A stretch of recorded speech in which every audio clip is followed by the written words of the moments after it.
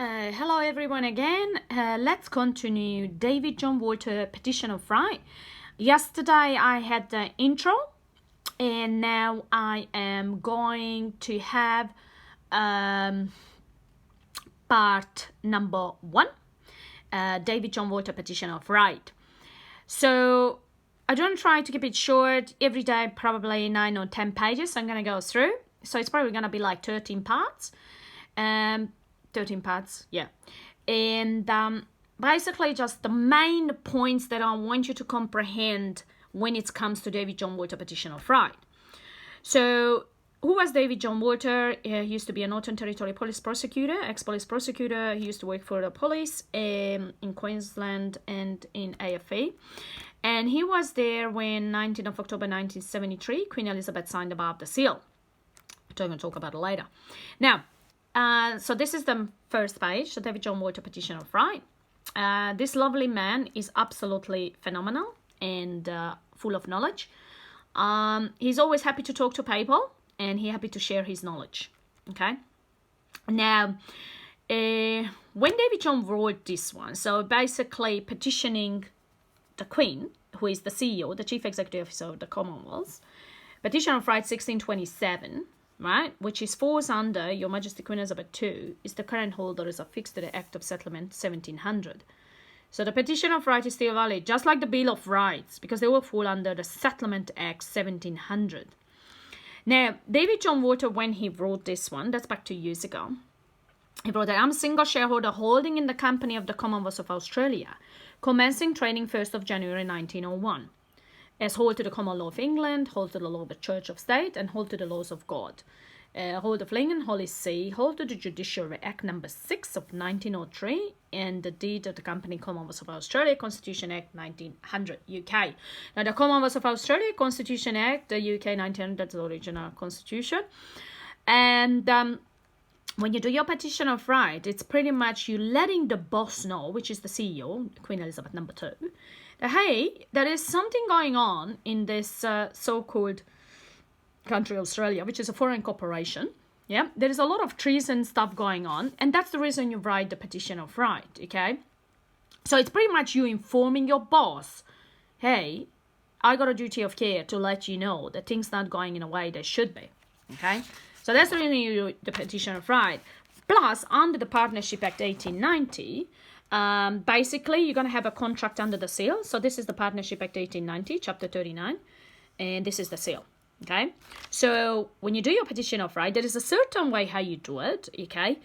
And there's going to be contract under seal, basically with the Queen, okay? So you got a matter on the Queen's bench, yeah?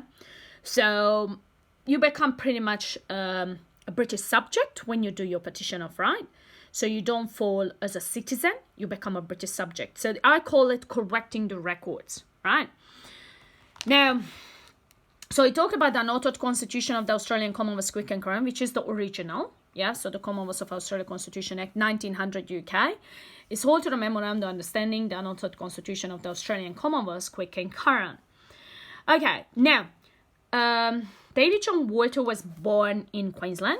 New South Wales, sorry. And when he wrote this petition of right, he is still based in Queensland. So he's using the Constitution Act 1867, right, which is the original constitution for Queensland. Now, he's going to use it a lot of times. You will see there's a lot of stuff about Queensland, the Supreme Court in Queensland, because he's based in Queensland. So obviously, that's the reason he's using it. Okay, so this is very important. So I got a lot of highlighted, you know, I do share it in Mona Pamela Facebook. I do have Ramona Crown and another one is Mona Pamela. I do get blocked, unfortunately, quite often because I'm sharing the truth. But anyway, so no shareholder of the company is above the law or above the Memorandum of Understanding of the shareholders of the company and the Commonwealth of Australia. Constitution Act is affixed with a private seal of the Crown, Partnership Act 1890. Okay, so you know you need to basically comprehend it and read it through, but this is the main points that I want you to comprehend it when it comes to petition of right, because you're going to, if you decide that you want to become a British subject, because you will be tested and you need to comprehend this paperwork. This is very important because a lot of people sometimes think, oh, if you just do the paperwork and be fine. No, you're not. You need to comprehend your paperwork and you need to stand on that paperwork. So it's 50% is always your paperwork, 50% is your knowledge, okay? And knowledge is power. Now, so it talks about the Partnership Act and the separation of powers between church and state, halting the letters patent, constituting the office Governor General 29 of October 1900 UK, which we're going to talk about the royal assent and stuff like that later on, which just goes back to the letters patent. Now, we got a consolidated revenue fund where only pound sterling and pounds can go in. As you guys know, 14th of February 1966, everything changed. There was introduction of the de facto Australian government. There was introduction of the Australian decimal currency without people's referendum. Same the de facto Australian government without people's referendum. And introduction of the metric measurements without people referendum. Now, Companies Act 1948, and which is going to be talking about it, Your Majesty the Queen is the current holder of the Crown and current holder of the Imperial Seal of the Companies Act 1948 and the current holder of the Companies. Holder, Imperial Laws and holder the Common Law of England. There you go. Imperial. Yeah, Imperial. So what's happening 14th of February 1966, as you can see, they introduced the pound sterling and, they seized the pound sterling and pounds exactly in 13th of February 1966. And they introduced the Australian decimal currency without people's referendum. So you can see here, yeah, pound sterling, no referendum, okay? They introduced the de facto Australian government, without referendum. They introduced the Australian decimal currency without people's referendum.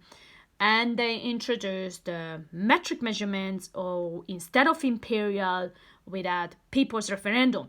So basically, this is pretty much what it's talking about, page 6 and 7. And it says here again, 7 and 8 and pretty much 9, how they introduced the Queen of Australia, the foreign queen, okay, with the Royal Style and Titles Act 1973, which we're going to talk about it later.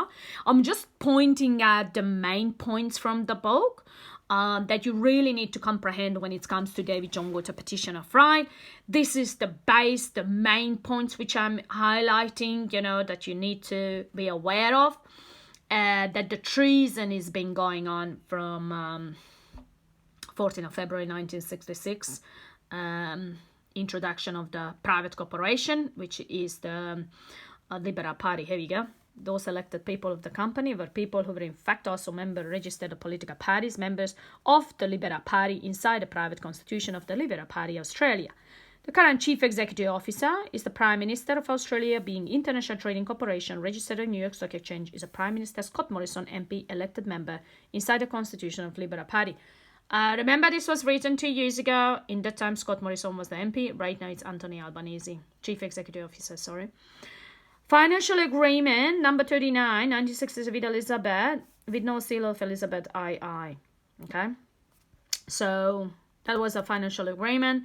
That's when they introduced the pound sterling, they introduced the Australian decimal currency. They seized the legal tender, because the legal tender is pound sterling and pounds. It was seized in 13th of February 1966. Please remember this date.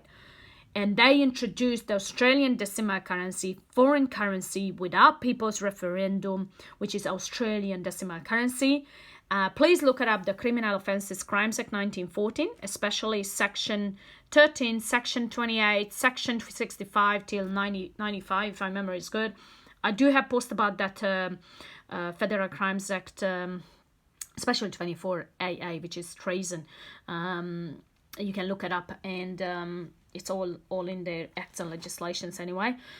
So this is basically what I was going to say today. It's 9 pages. The main parts, why you're doing the Petition of Right and what's happening 14th of February 1966, the Partnership Act 1890, Settlement Act 1700, Petition of Right 1627, and as well the Executive Government, Companies Act 1948, and basically 14th of February 1966. This is the main points that you need to comprehend. Thank you. Peace and love to you all.